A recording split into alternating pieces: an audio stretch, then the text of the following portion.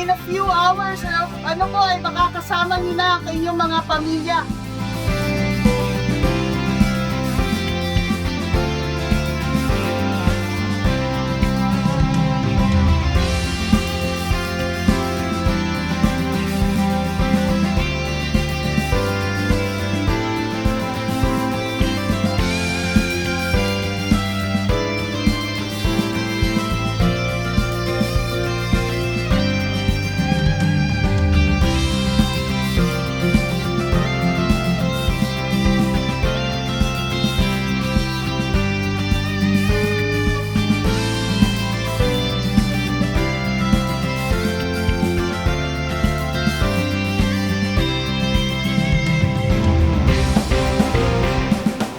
Higit kumulang mga 10,000 na nabigyan ng assistance. We continue to be in solidarity with the host countries and the host country governments. Patuloy ang pasasalamat natin sa kanila at patuloy lang ang effort natin pag-monitor ng sitwasyon.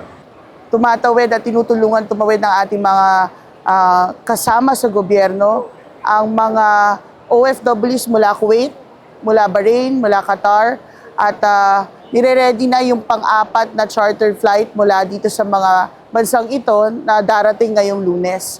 Ngayon naman, nandito tayo kasi may chartered flight again from the United Arab Emirates. Lulan nito ang ating mga OFWs at kanilang mga dependents.